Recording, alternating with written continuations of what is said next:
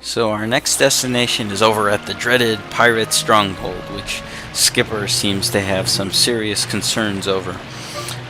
Just like before, you can place a beacon over at the Pirate Stronghold, and then you can ride on over.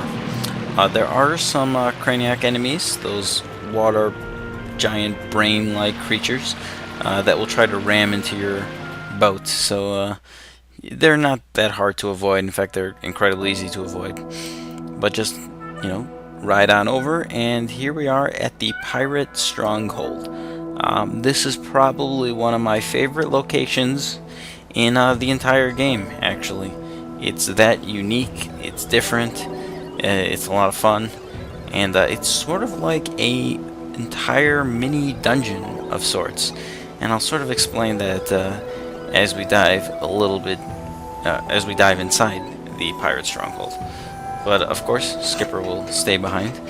There's the bird statue just to the left, so be sure to save, as just like all the bird statues, or most of the bird statues, it creates a warp point. So if we ever want to return to the Pirate Stronghold, we can. There's some massive yellow choo-choos here. I was trying to get them to combine just to become like a gigantic yellow choo-choo, since these things are huge. And I think that's the biggest yellow choo-choo that's even possible. But thing is about the yellow choo-choo, despite how big they are, one single bomb will defeat any large-sized choo-choo. Aha! It was there. I finally remembered that I needed to equip my my braced shield. But anyway, I'm gonna go ahead and enter this building here, and right when you enter it, you will find straight ahead there is a spot where a time shift stone should be, and Fi sort of mentions it for you. Furthermore, this whole area, it really is like a mini dungeon in a sense, although it is quite linear, but it has a lot of new things going on that's kind of different. You do have a map though, so at any point you could check your map just to see your progress if you really want to. Start off by heading down this ramp, and you can just use the gust bellows to clear up the dust to get some red rupees. There are two Lizalfos here, but these ones you can actually totally avoid. There's really no reason whatsoever to defeat them at all. In fact, it's just a straight hallway. They don't unlock a door, they don't give you a key or anything. It's really just the treasure. That's the only reason to defeat them. Anyway, continue on forward, and there's an electro spoon in the sink sand over here.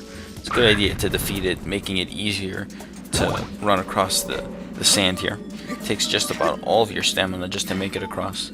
But once you do, go ahead and head through the door here. Run down the hallway, and to the left you'll find something a little unique. It looks like a time shift stone of sorts, but it's not exactly a stone. It's a time shift orb, as Fi sort of mentions. And this is probably one of the most unique items, basically, in the entire game. Basically, you can move the time shift orb, and it sort of changes your environment in real time from past to present. Or from present to past, I should say. So, in this case, like, there's a Technoblin here, but if you move the time shift orb, that Technoblin will completely disappear. In some cases, there's going to be like Electro Spoon in the present, but as soon as we enter with the time shift orb, those enemies are going to disappear. It makes for a lot of puzzles. They use it a lot. This whole area is using the time shift orb. Other than that, there's an entire area in the final dungeon actually that uses. There's two rooms actually that use time shift orbs towards the end of the game. In general, though, I think it would be cool if they use these time shift orbs even more often than they do. Just because they're so sweet, they're cool. I really like them. Anyway, the treasure chest here has 100 rupees. You don't want to bring the orb too close, otherwise it creates sort of like a door of electricity. Jump down to the ground, and there's some ancient flowers over here, so go ahead and pick them up. I now have 3 of them on hand, although I've already used some ancient flowers. And just for your information, you will only need 7 ancient flowers to make it through pretty much the entire game if you want to make all the necessary or the optional upgrades. Anyway, when you bring the time shift orb over to these pillars, the closer you get to the pillar, once they're in the little radius, they'll come up from the ground. And I was sort of a little careless and was quickly running across, but just patiently jump across, and it shouldn't be much of a problem. This is a cool little puzzle. If you go too close there's electricity. However, if you keep the orb away, you can make it to the next room. You can pull down the little lever, opening up the gate, and this will allow you to continue along, not just by yourself, but with the orb as well. It's these kind of little puzzles that I thought were kind of cool, and they really only touched the surface with what they could do. In fact, I think there's only one puzzle in the entire game, really, with the time shift orb, or maybe 2 of them, I should say, that are really fun, really difficult, but I still think they could have done more with these, but they're kind of cool. Anyway, pick up this treasure here. You don't want to bring the time shift orb too close, otherwise it creates like a pillar that sort of blocks your pathway.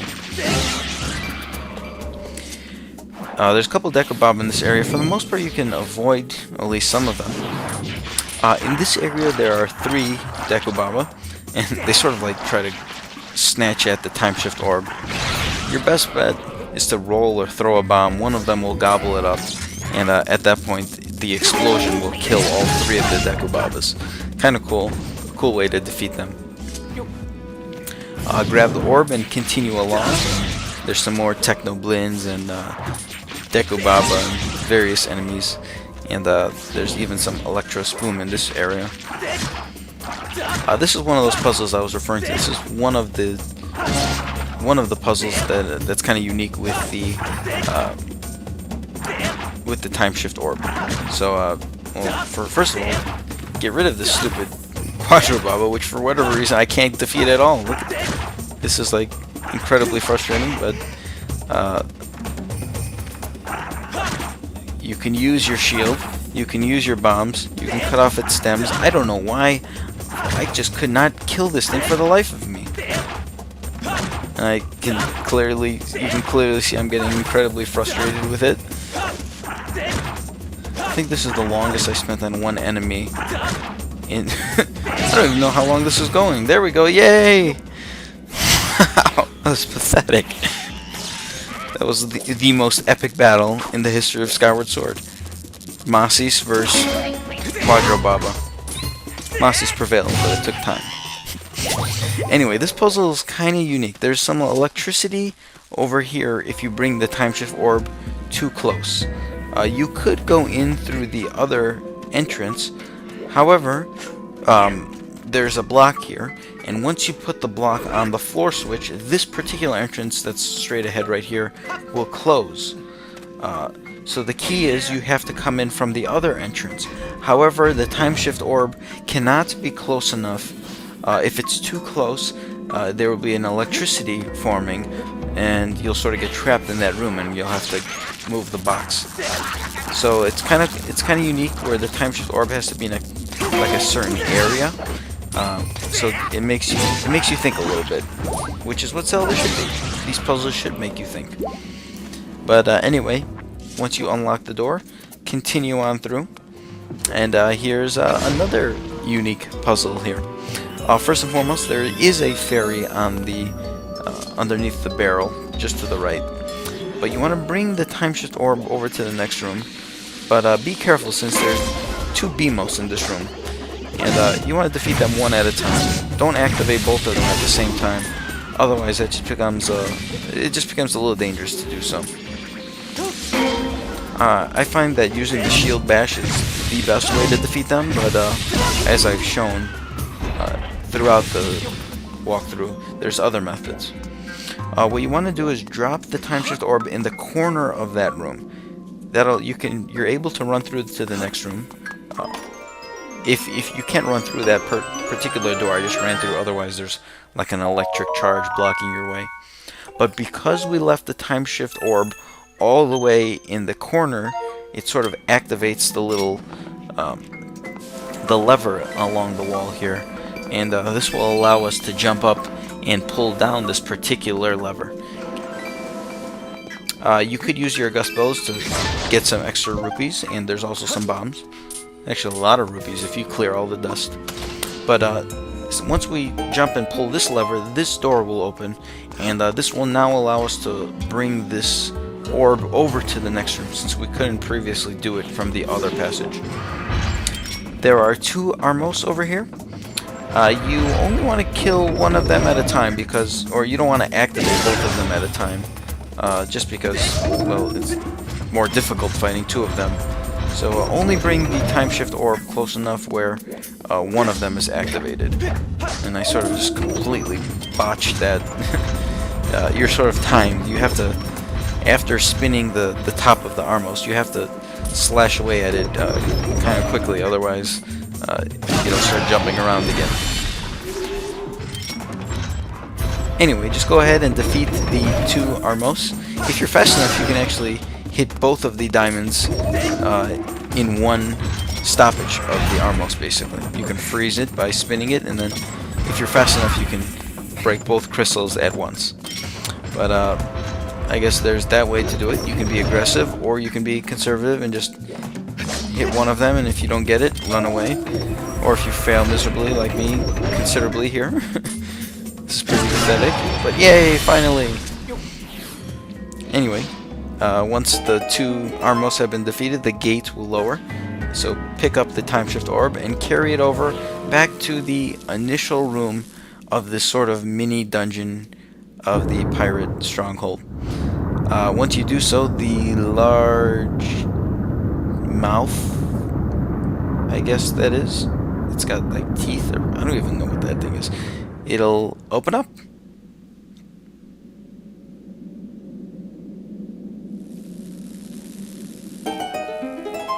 This will also cause the nearby door to open up, and it seems that the orb has sort of activated the entire like structure here.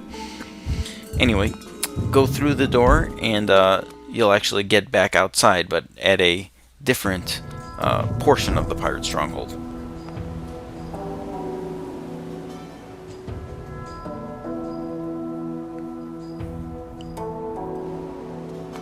Just run forward just a little bit, and Fi will mention that we can sort of pick up the pirate ship that seemingly used to be in this area, and this will allow you to now have the ability to douse for the Nayru's flame and the pirate ship in general. So now it's marked to your dowsing mechanic, but before we go, if you look just above the door we came out of, there is a claw shot target. And you can claw on over, and then right from there you can claw on over once again to reach this higher platform. And if you run straight ahead, you'll find a goddess cube.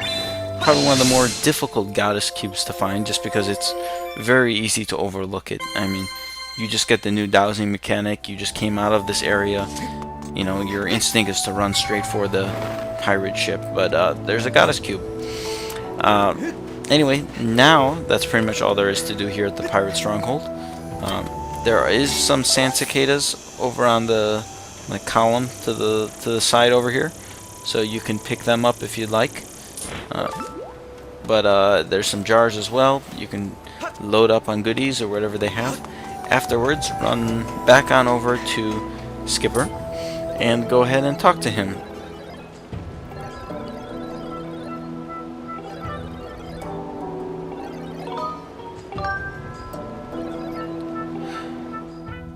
This next phase can actually be kind of difficult, since you're gonna have to control the ship. You're gonna actually have to use your dowsing, and you're gonna have to use your cannon all simultaneously. It could be a little difficult, actually. I actually had trouble initially with this. By initially, meaning it took me a good minute or two to catch on with the controls, but I kept sort of guiding my ship in the wrong direction while dowsing, and then once I had to pull out the cannon. But Anyway, we are looking for the Sandship. However, the Sandship is invisible. We can douse for it, but once we get close to it, we are still not going to be able to see it. Once we get close to it, we need to pull out our cannon and shoot the Sandship. And once we hit the Sandship, we'll then be able to spot it momentarily. So just use your dowsing mechanic, and the Sandship, it does move around in the water. However, it's initially located near the northeast part of the Lanayru Sand Sea. So just use your dowsing mechanic and ride on over. And eventually, the dowsing will start blinking and going a little crazier. And just immediately, once you run into it, shoot at it with the cannon. And then Skipper will make note of it.